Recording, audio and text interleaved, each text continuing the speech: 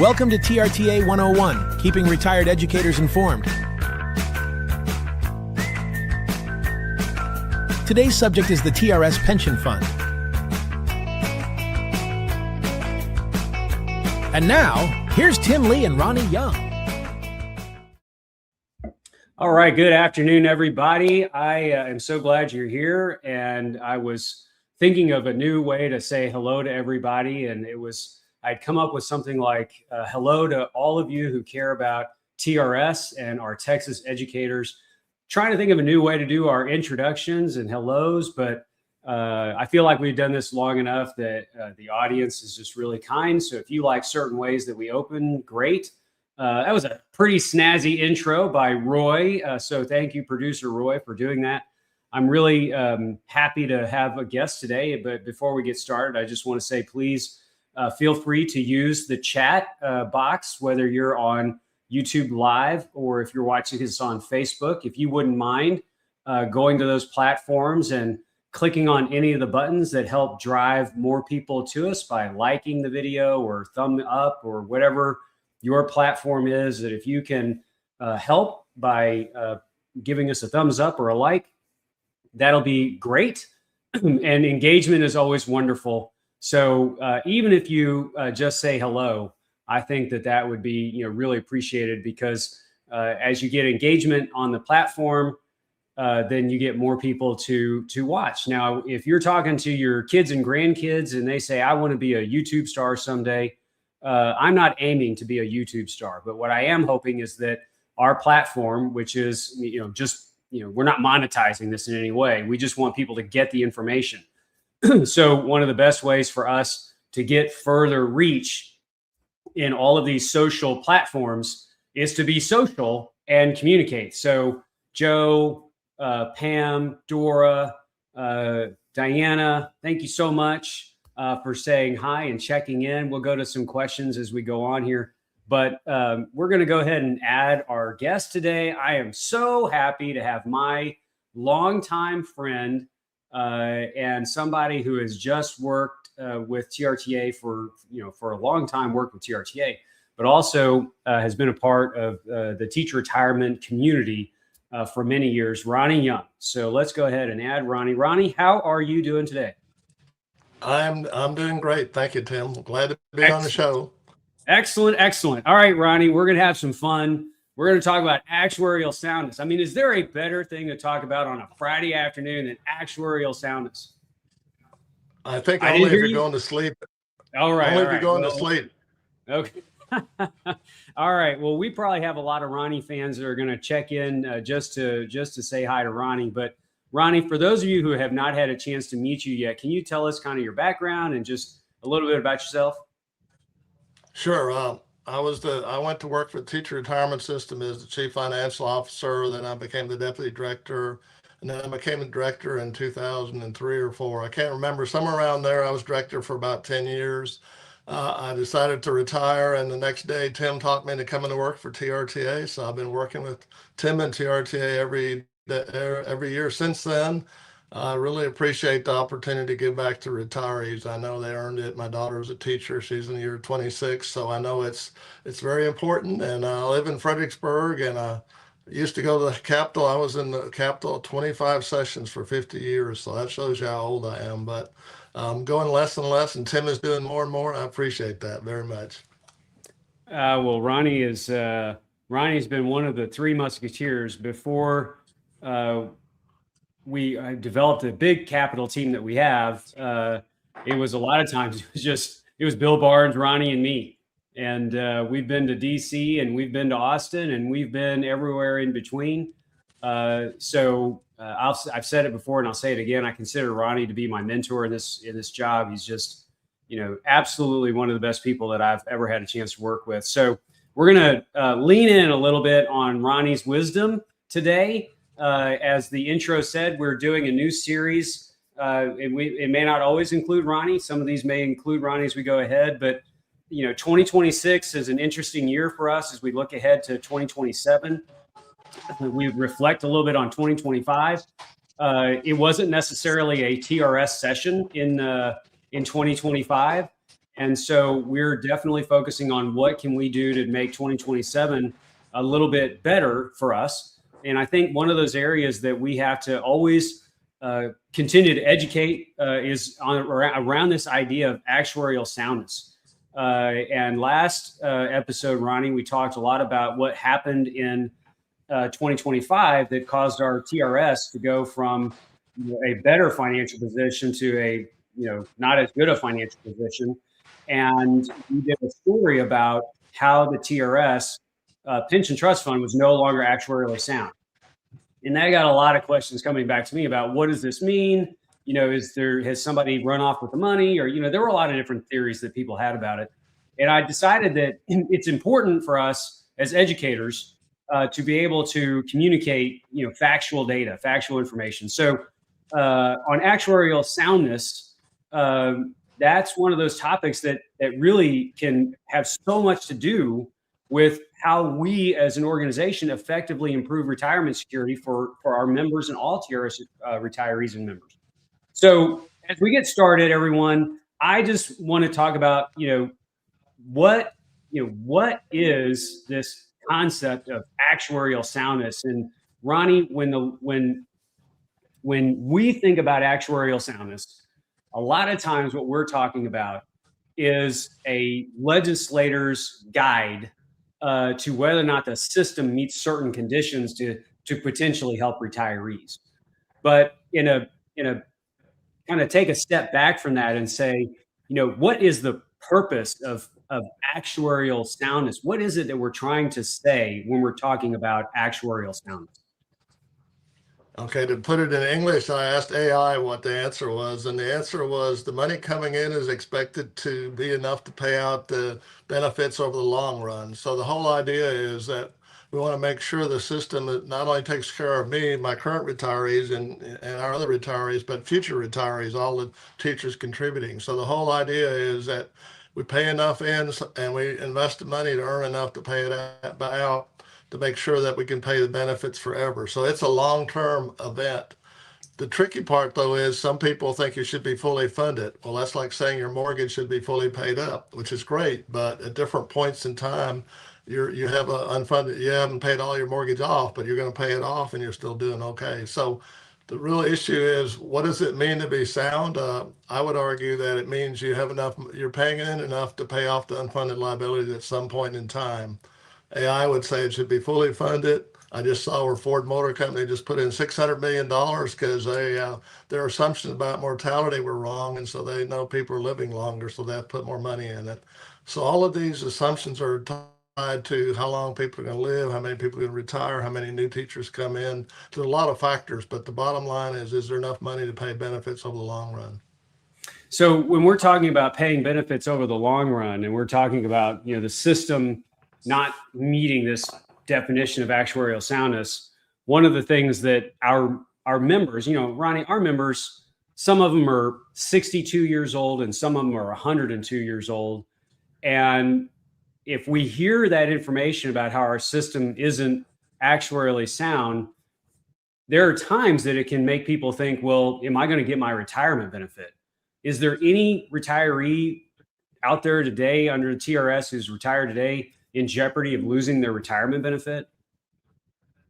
No, there's not. The system has over $200 million a year, $200 billion in assets. Billion. I have a hard time remembering billion versus hundreds of million, but the assets have plenty. The system has plenty of money to pay for the benefits for current retirees and even future retirees. But over time, we get more and more retirees and less active members. So it becomes more important over time to reduce that unfunded liability, get closer to zero in a shorter time period. So, but there's no benefits. They're not endangered at all.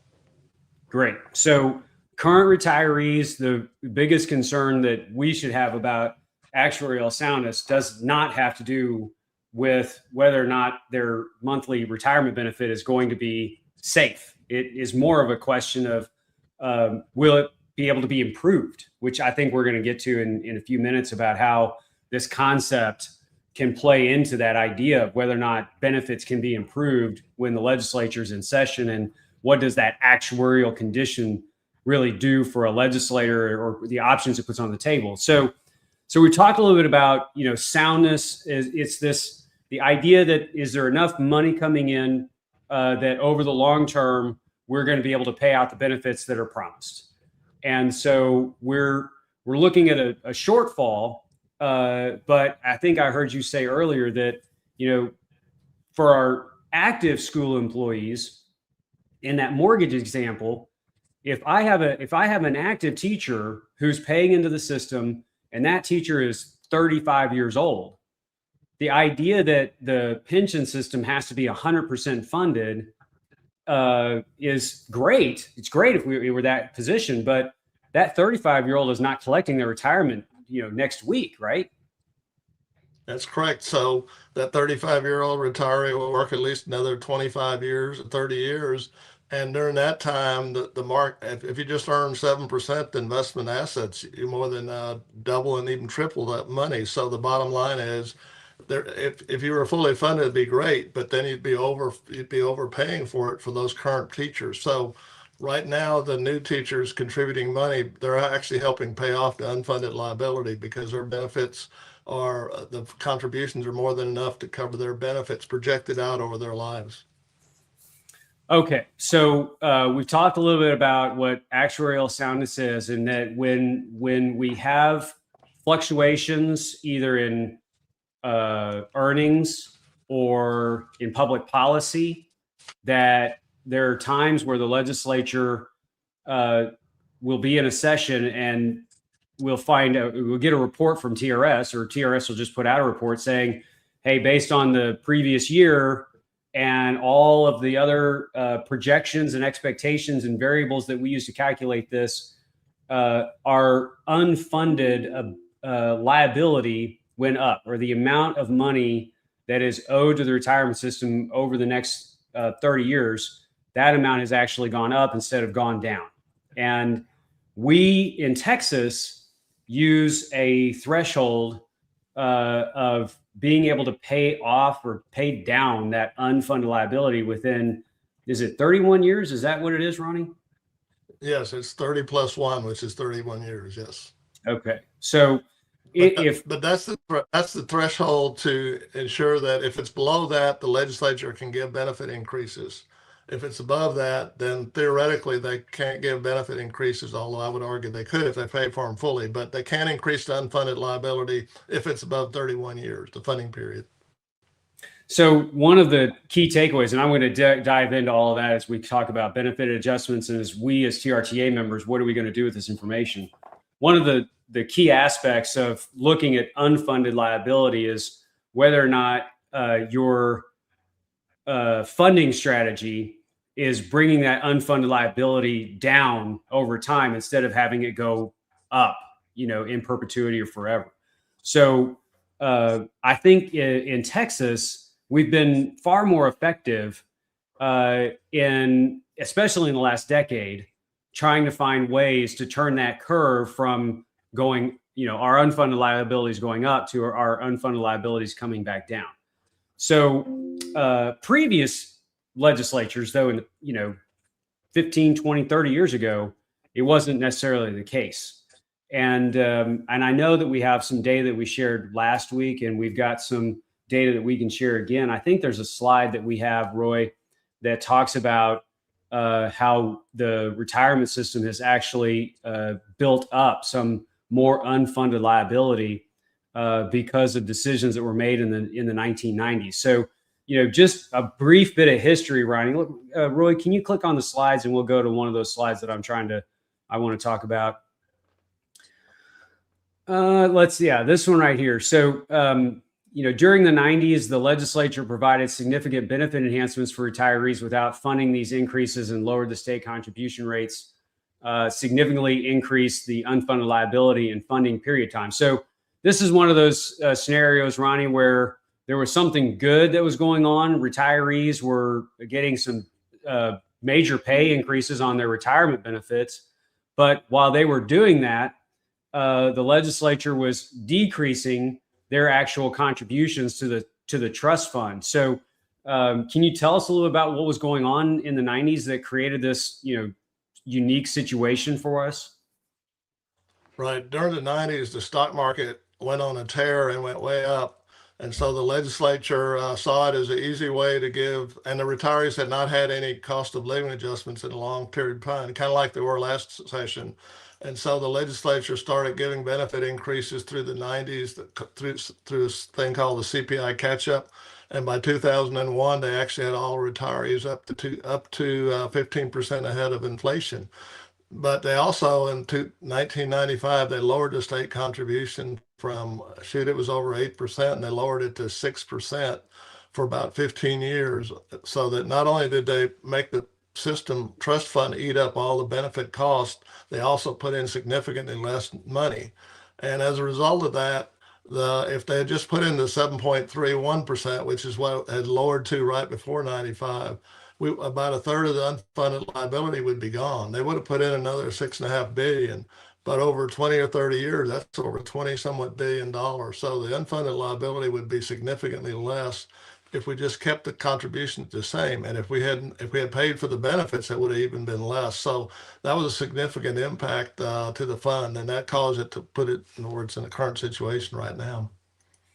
All right, Roy, take that slide down for a second, because I want to break that down a little bit, because that sort of helps the advocates that are watching this show today, and we start thinking about where do we go from here? What do we need to know? I think there's a part of this where we can look back at history and remind the legislature that it's better when you're funding benefit enhancements in full, which they have been doing more recently. The last point on that slide was talking about how the benefit enhancements since 2001 have been few and far between, and our members definitely feel that.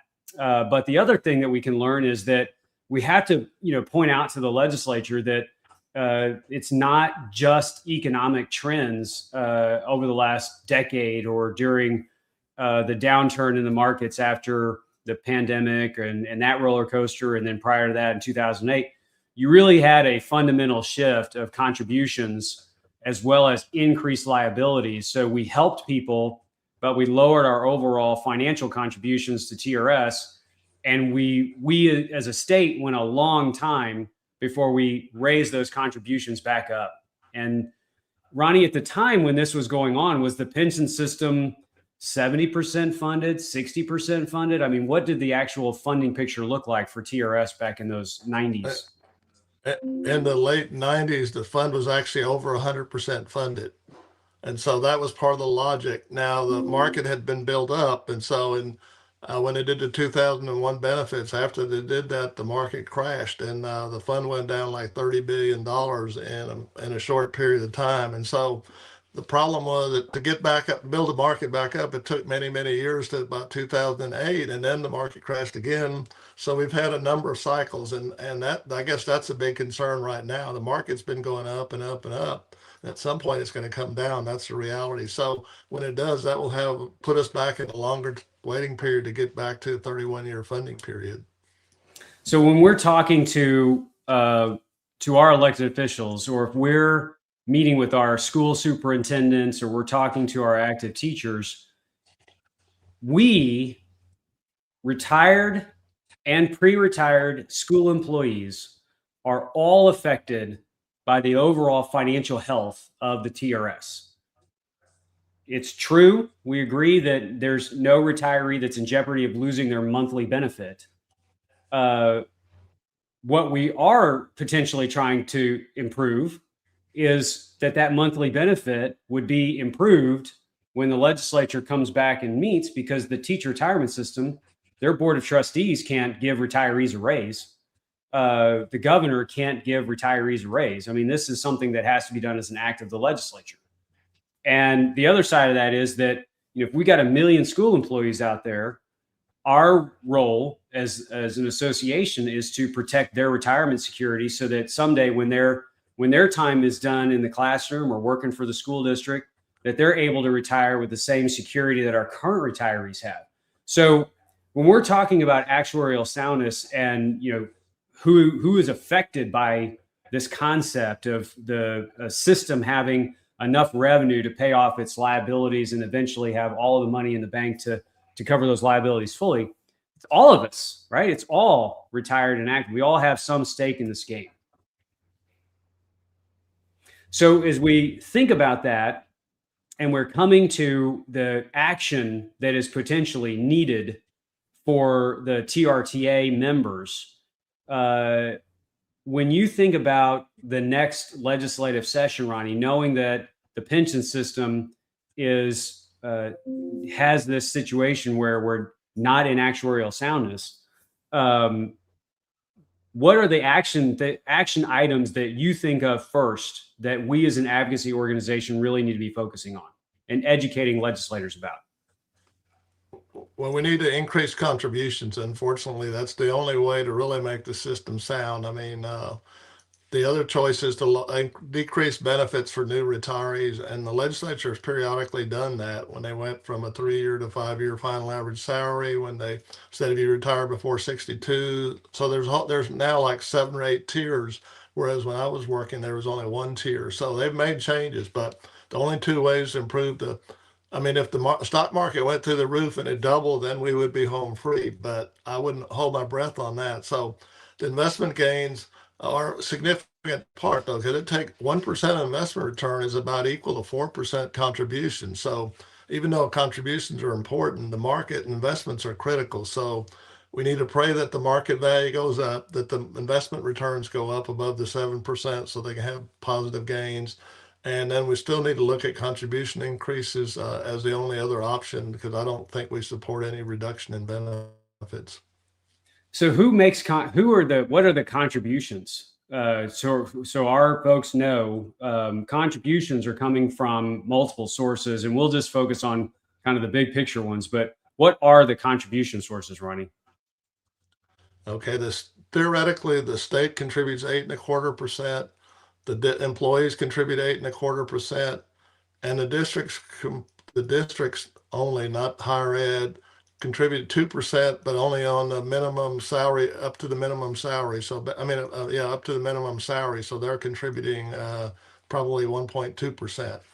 But when you step back and look at who actually pays the state 8.25%, the state is only paying about 4%. So the school districts are really paying the other 4.25 plus their 1.2%. So the districts are paying more and more because salaries have gone up, and the state's the districts have to pay the full contribution above the minimum salary. So unless you change the minimum salary, the school district's going to eat more and more. Plus they pay for any federal and private funds. So they got a number of federal funds during COVID. So they ended up paying more and more. So the actual percentage right now the districts are paying is significantly more than the state, although the combined is still 8.25%. So the combined contribution between the state and the district and employees is around 17.7%. And the normal cost of the liability for a new teacher went up last year, but it's over 12.6%. So the bottom line is, for every new teacher, the salary for new teachers, 5% of that goes to pay off that unfunded liability. And the rest goes to make sure their benefit is there when they retire by investing it over the long period. So lots of pieces of information there. And the part that I wanted, definitely, I know our members want to know, and those, we have a lot of people that watch this, Ronnie. We'll have superintendents or school board members that will watch this. And, one of those areas of contribution, a big one that we talk about, is what the state is paying in. So if TRS says, hey, we need 1.3% more in contribution, or whatever those numbers are, in order for us to be less than 31 years and be back on track to paying down unfunded liabilities, whatever that number, we had that number from TRS, and I just don't remember what it is off the top of my head. Theoretically, the state legislature could just say in their budget, we're going to increase our appropriation to TRS to some amount and pay for that 1.3% or whatever that amount is. Whatever that is, the state legislature could take the money out of their budgeting process and make contributions to the TRS as a way of paying down unfunded liability and fully funding TRS going forward. That's an option. Another option is the legislature comes back to the employers, the school districts, and they say, hey, we need more money out of all of you, and we're going to have you pay, more of that contribution. They could go to the employees and say, hey, you know what, you're paying your 8.25%, but we actually want you to pay 12% or something. I'm just making those numbers up.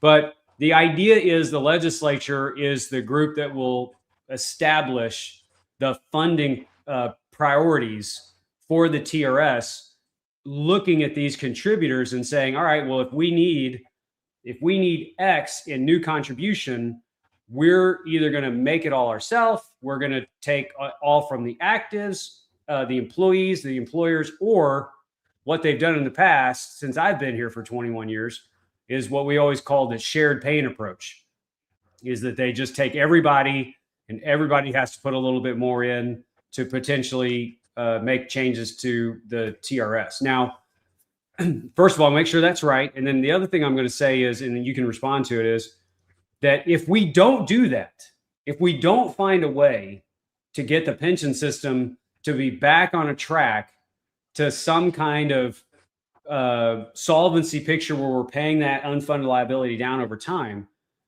there is a payor. There is a pay, in my mind. I would say that the payor that is unspoken but is chosen are the retirees. Because as you said, we don't want to have benefit cuts. But the way that I look at the situation is that so long as inflation continues to hammer on our retirees, if the legislature chooses to not potentially fix this problem, it will prolong the amount of time that retirees may go before the legislature chooses to give them some other kind of permanent increase in the retirement benefits. Is that right, or am I wrong on that? No, that is correct. The TRS had said you need to put in 1.5% more. They don't care who it comes from, but contributions would have to be to get us back to 31 years. If we don't do anything, the unfunded liability will continue to grow for another 12 years to 2038. And by that time, the unfunded liability will be huge. And so therefore, it will take many, many years after that to bring the unfunded liability back just to 31 years. And it actually, currently the pressure is on the systems to get closer to 15 to 20 years instead of 31 years. So even though the ability of the legislature under their current rules are to give a benefit increase if it's funded below 31 years, there's pressure from the Pension Review Board and other outside entities to get the funding period closer to 15 to 20 years. So to get to 15 or 20 years, if we don't increase contributions, it's going to take a long, long time. And I would say most of us, including myself, won't be alive to see those benefits.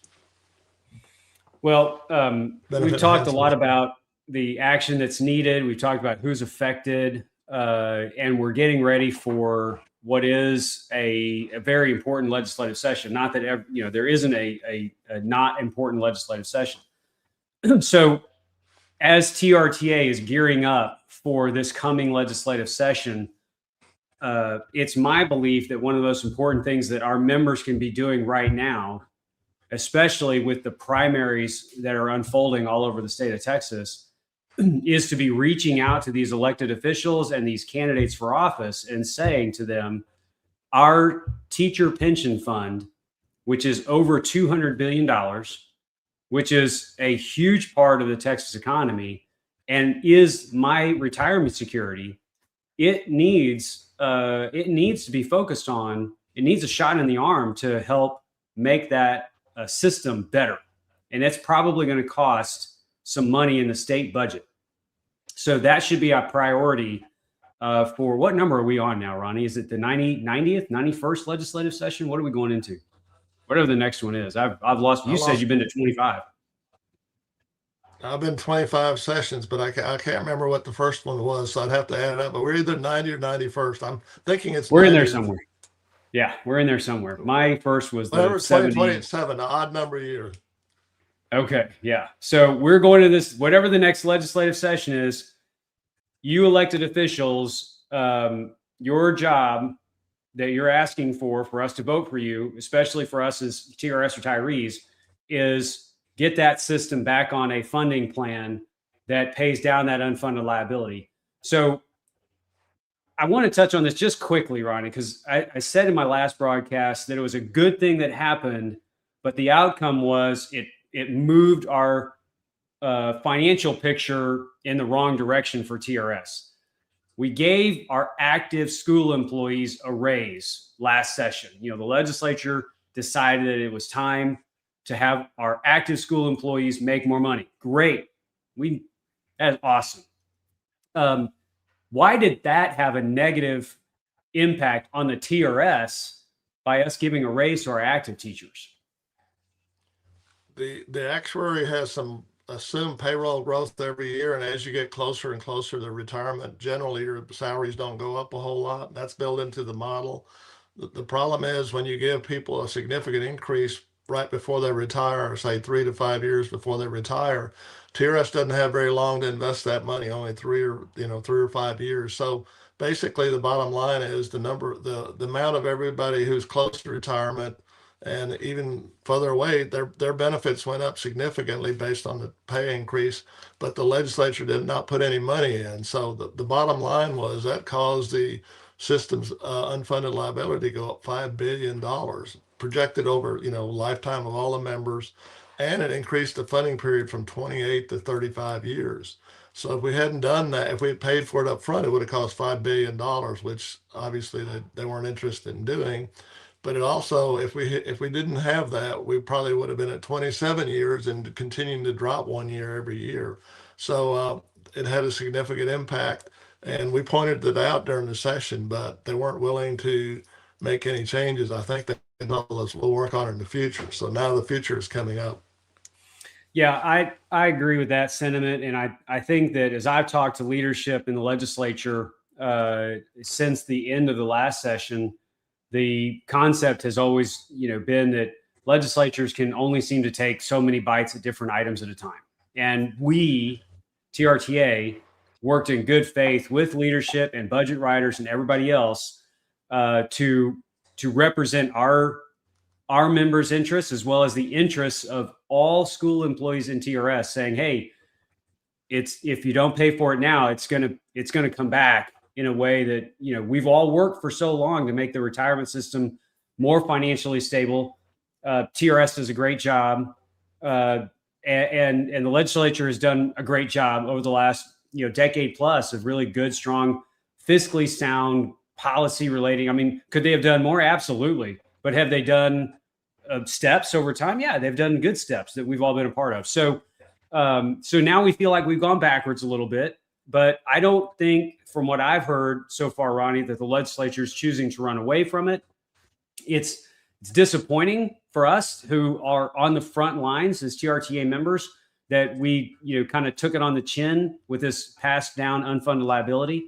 The only comparable that I have for us as TRTA members to potentially reference this or to think back about it is that when we did our benefit enhancement, we gave that raise to our retired school employees in Prop 9 and the budget that we did. The legislature did not pass that cost on to TRS. They passed on the funding to pay for it. Is that right? That's correct. They put in $5 billion to pay for the benefit in 2023, and the supplemental payments in 2021, I'll get the right decade, 2021 and 2019 were both fully funded. So they actually had funded all the benefit increases since 2019, paid for them up front, so they didn't have any impact on the liability. Well, I think that we've covered a lot of this ground, and our members have chimed in to tell us, Ronnie, it is the 90th session. So we've had a few, and I put them on the screen, and we've had others that are saying, hey, it's the 90th. You guys should know that. So you're right. I definitely should know that for sure. So we've got a lot of good things that are happening for us, Ronnie. We've had a good run. Legislature has been pretty good at making TRS a priority. They made educators a priority last session by giving them the raise. There have been some members that have come back and said, how will this voucher thing affect the overall funding of TRS? And what I've communicated, and I think that what we share, and I'll ask your opinion on this too, is that last session, the TRS said that they don't have enough information to know yet how that will affect it. That program is going to change, and we're going to go into the next session and see ultimately what their next projections are. But it's possible that it has some impact, and it's possible that it doesn't. Right now, TRS says they're saying it doesn't have a material impact, and they'll keep an eye on it. Do you have any thoughts on that yourself about where we might be going with that? Well, I guess it depends on what they do going forward. I think the first initial round of vouchers probably will not have a lot of impact. It doesn't take effect till next year, so we don't really have any data. But if it does have a significant change in the number of new teachers coming on board and we start losing new teachers, we clearly have more and more retirees every year. So the problem is the ratio of contributing members to retirees is slightly less than 2 right now. If we don't start having growth in new members like we have over time and as the model predicts, then it will have a negative impact on the system. And that will depend on how many people and the salaries. And I mean, there's so many other factors, funding a school, the Robin Hood, the settle up distributions are, sorry about that, man. It's all right. It's the governor calling, Ronnie.